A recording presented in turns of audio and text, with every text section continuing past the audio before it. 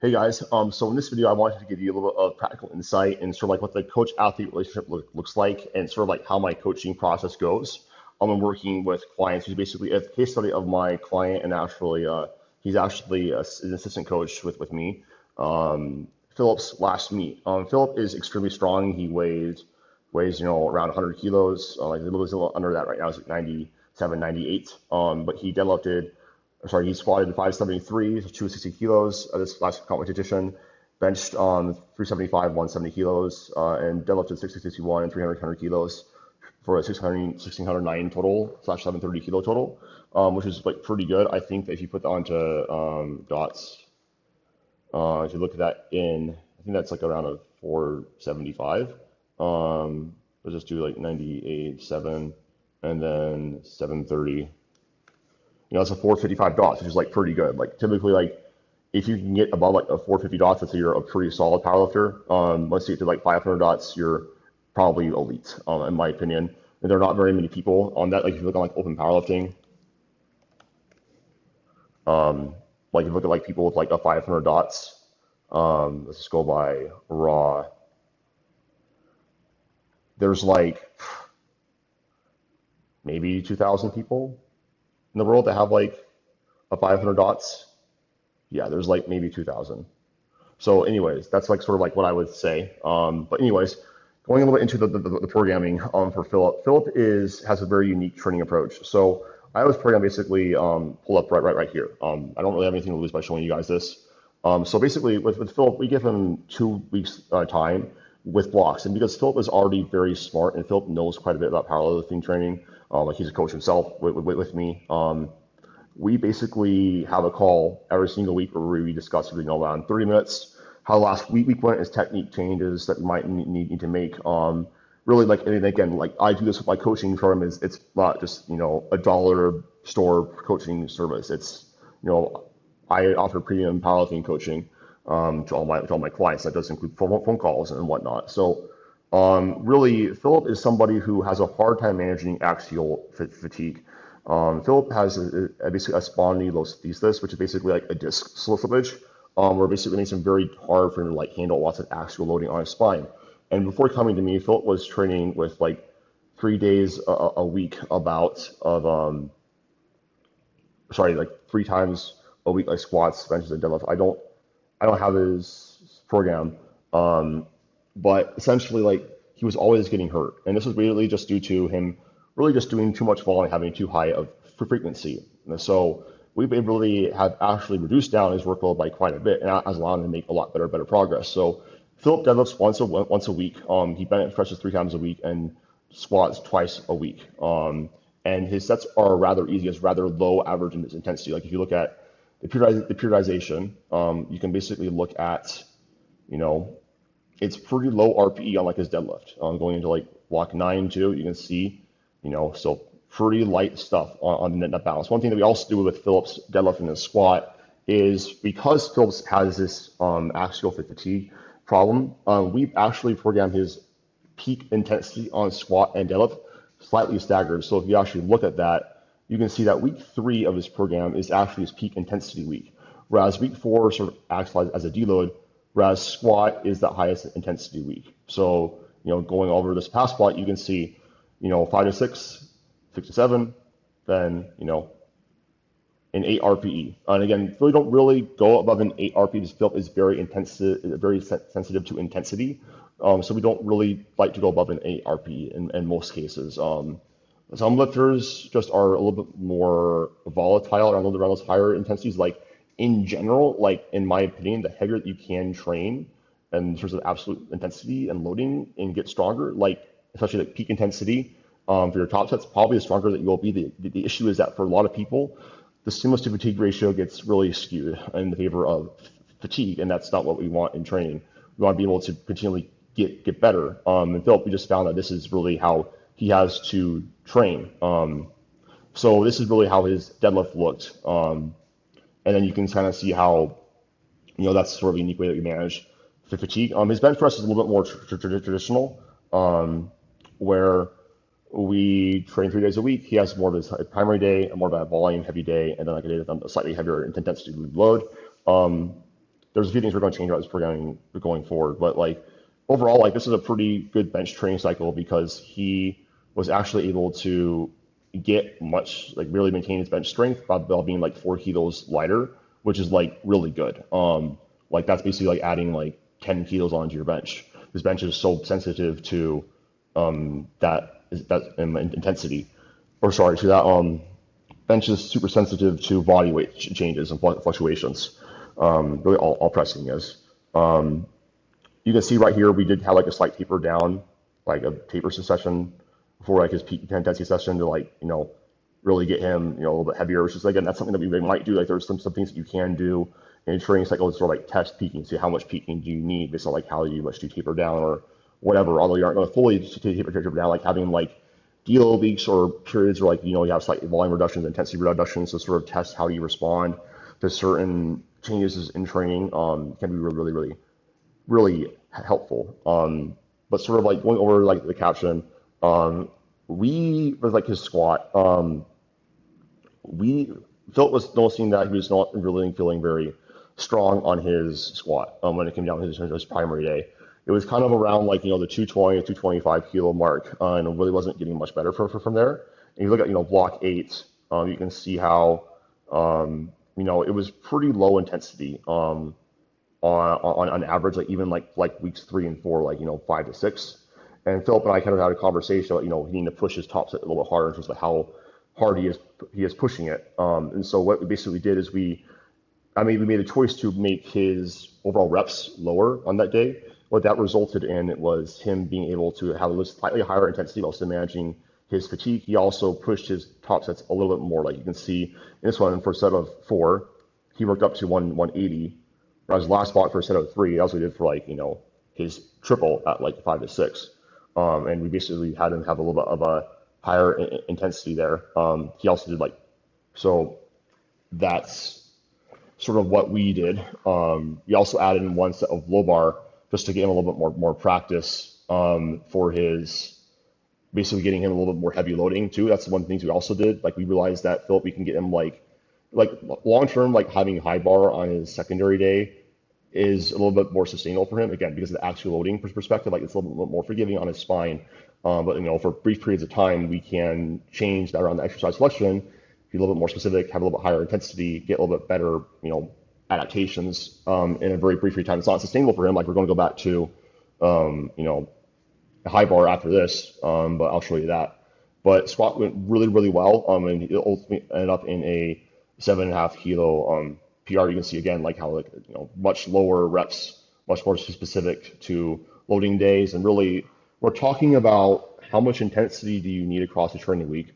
It has to do with how long does it take for you to decay that intensity related fatigue and bridge that intensity exposure in between sessions. So intensity is the number one driver of strength.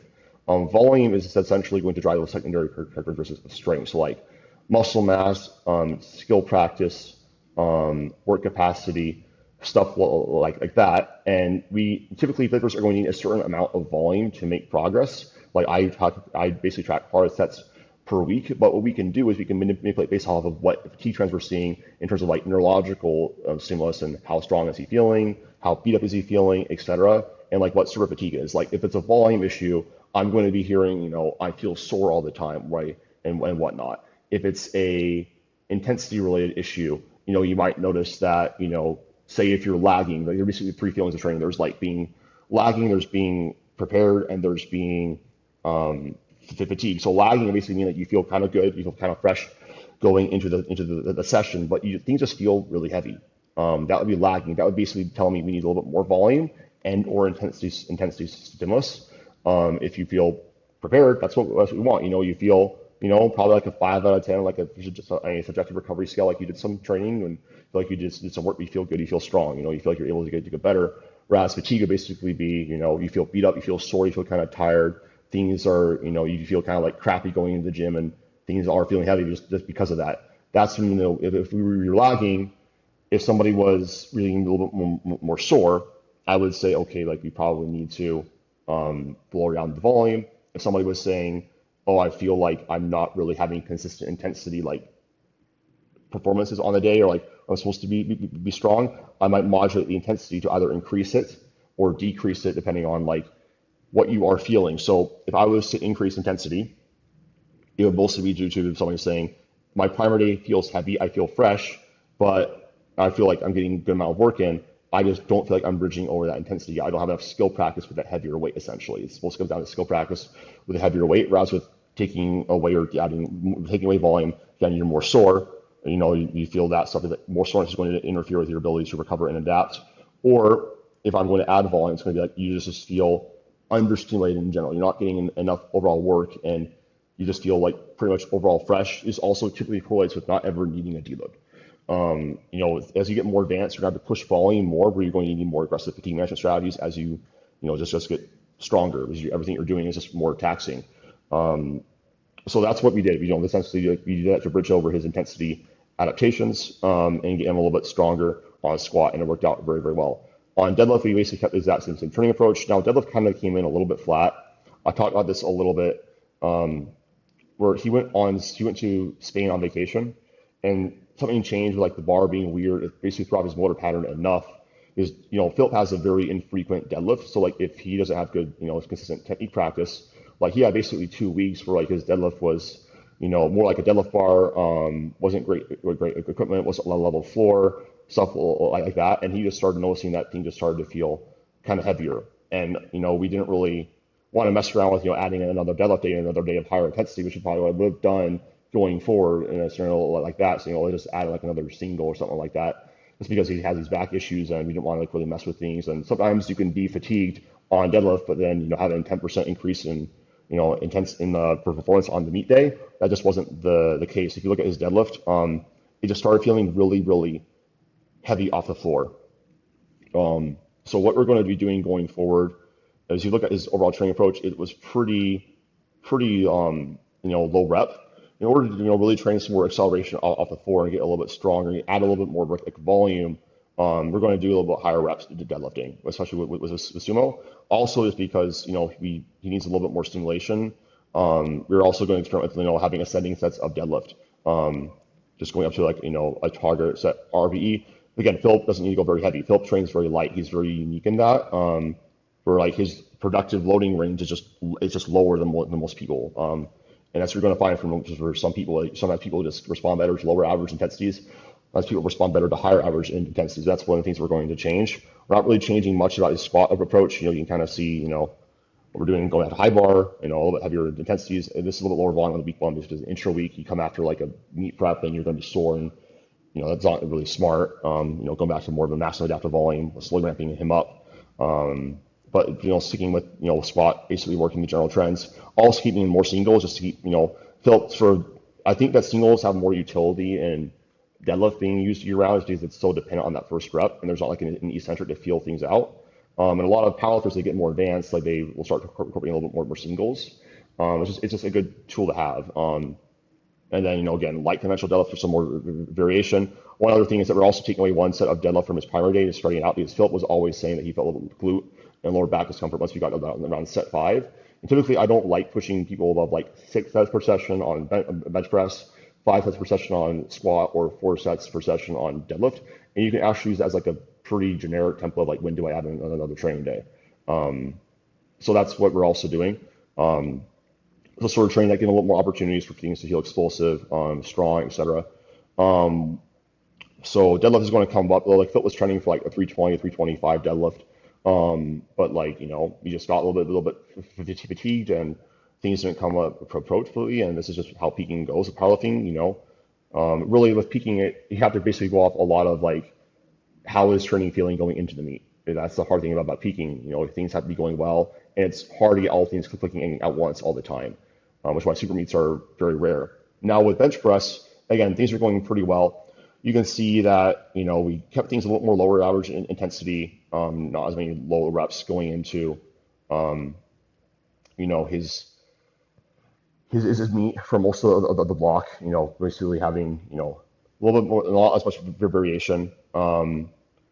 And this definitely did work, but we think that we can probably get away with doing a little bit more variation, experimenting with a little bit higher average intensities. Like we did get, we tried doing some a little more frequent singles, a little bit lower intensity, which definitely did help him perform a little bit better. And we're basically going to go off of that, and basically going forward, going to basically be giving him some more variations, some higher rep work on average too, since Philip seems to respond better to that on bench. With just having some three variations across the training week with higher average intensities, because one of the things that variations can actually do is open up your recovery capacity slash like adapt to the threshold to be a little bit higher, because you're training different movement patterns, you're training slightly different like motor neurons, etc. It can help you open up some more like fatigue, or like more recovery resources in the field, less fatigued if you do train like that. One other thing that it can also do is give you a little bit more total like overall muscle hypertrophy, because hypertrophy is so dependent on like variation, because a bench press versus an incline bench press or dumbbell, or sorry, a bench press versus like a Larson press, or sorry, bench press versus like a close grip bench press versus like a dumbbell press is going to train slightly different like heads of like a muscle fiber. This is what we're going to be doing going forward with bench press. Seeing if it works well. Again, lots of accessories too. That's a big part of the stimulus too, because in terms of how specific should you be with your training volume, it has to do with like how much training volume can actually tolerate from like the heavy like the big three. I think most people benefit from more variation and less specificity than we like to think. I think oftentimes we look at the people in the top of the sport, and they're all built rather well for like their lifts, and that's just not most powerlifters. Like most powerlifters are not built, very well for it. They don't respond well to high specificity, and having more variation and driving a little more of that stimulus from, a accessory can be very helpful in getting overall muscle growth going and driving that strength stimulus and build up the underlying baseline capacity of strength. Because again, muscle growth, like your muscle size and your work capacity, like those, and then your skill are like the baseline. And then, once you train that intensity and that skill with heavier weights, you're going to be able to lift more weight with that, as long as you have that baseline. But you have that baseline there in order to actually get stronger. So overall, pretty good overall training block. And Philip has been making pretty good continual improvements. And even though this wasn't like the exact performance that we wanted, he got bronze in regionals, which is absolutely fantastic. And if he totally could have cut down to 93, he actually would have won with this total. And I don't think he would have seen much of a regression of performance, like a gut cut, which I have a free guide on how to do that if you guys look at my Instagram, and like a very small water cut. But hopefully this gives you guys some insight into like what the training process looks like, my thought process. I'm looking at things for athletes. Philip's a great client, a great athlete, great coach. He really works hard. He has a lot of potential. Sweden's a very competitive, nation. I think the person that actually won the 105 was sounded like a 770 kilo total, which is pretty, pretty strong. So overall, we're going to keep getting better, keep, problem solving. And the thing too about Philip and I have been working together since November of last year, and programming has evolved over time, and the thing is that as you develop more time spend more time with an athlete, you learn a bit more about their clicks, like what works well, what doesn't work well. And the reality is that you're better able to troubleshoot plateaus because you're better able to identify what's working and what's not working faster, because you have more data to hop off of. It's not like just all on you. You can be more objective with yourself. There's just tons of benefits to having a coach and not doing this all on your own. So with that being said, if you guys are interested in coaching for myself or Philip, who's also a part of my team, he's great. He works with several people who've gotten great results. We'd love to work with you. If you guys are interested, just, application down below. Reach out to me on Instagram, DM me like something like, say, strong, and we'll just let you know how we can hop on a free call just to discuss your goals and see if you're a good fit for your program. But if you guys have any questions about anything that I said, feel free to ask them down below. I'll talk in the next one. Bye.